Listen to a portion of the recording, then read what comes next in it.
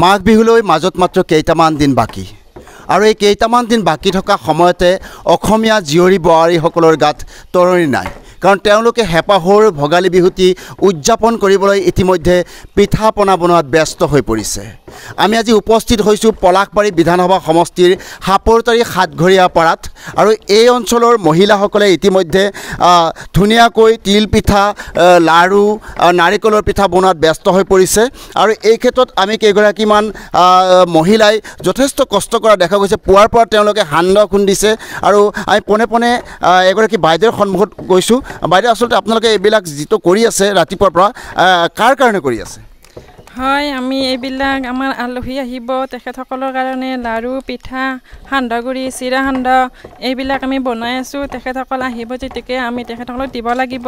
আৰু আমি ৰাজহুৱাভাৱে আমি ভেলাঘৰ মানে মেজি সজা হৈছে তাতো লৈ যাব লাগিব সকলোৱে আমি গোট হৈ এইবিলাক মানে খাম আৰু বিহু দিনাখন উৰুকা দিনাখন সেইকাৰণে আমি এইবিলাকৰ কাৰণে ব্যস্ত হৈ আছোঁ হয় হয় এইবিলাক তেওঁলোকে উৰুকাৰ দিনা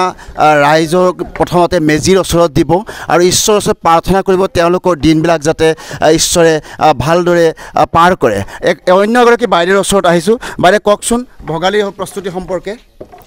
ভোগালীৰ বাবে আমি বহুত প্ৰস্তুতি কৰি আছোঁ এই গোটেইবোৰ লগ লাগি আমি সান্দহ পিঠা লাড়ু সকলো আয়োজন কৰিছোঁ আৰু ভোগালী বুলি ক'লে সকলো গাঁতত নহাই হয় দিন ৰাতি একাকাৰ কৰি সকলোৱে মানে বিহুৰ কাৰণে আয়োজন কৰি থকা যায় এইকেইদিন মানে আমাৰ কাৰোৰে তৰণি নাই হয় হয় এইকেইটা দিন বাইদেউহঁতৰ গাত তৰণি নাই যথেষ্ট কষ্ট কৰিছে আমি অন্য এগৰাকী বাইদেউক আমি দেখিছোঁ আৰম্ভণিৰ পৰা তেখেতে গীত জুৰি আছে পৰিৱেশটো এক আনন্দ উৎসৱ উদযাপন কৰাৰ দৰে তেখেতে কৰি আছে আৰু বাইদেউৰ পৰা আমি পোনে পোনে এটি গীত শুনিম হয় অকল ময়ে নহয় আমাৰ আটাইবোৰে গান ধেমালিৰে আমাৰ কামবোৰ হয় তাৰমানে আমাৰ ভাগৰো নালাগে ৰং ধেমালিৰে কৰিলে সেইকাৰণে আমি আটাইবোৰে গান গাই গায়ে কৰি থাকোঁ হয় মাঘৰ বিহু আহিল মইনা মাঘৰ বিহু আহিল মেজিৰ জুই জ্বলিল মইনা মেজিৰ জুই জ্বলিল অসমীয়াৰ মন প্ৰাণ ৰঙে ভৰা ৰঙিল বনাম ৰঙে ৰঙে ভৰিল মাঘৰ বিহু আহিল মইনা মাঘৰ বিহু আহিল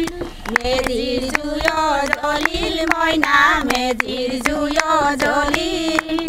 অসমীয়াৰ মন প্ৰাণ ৰঙে ৰঙে ভৰিল মইনা ৰঙে ৰঙে ভৰিল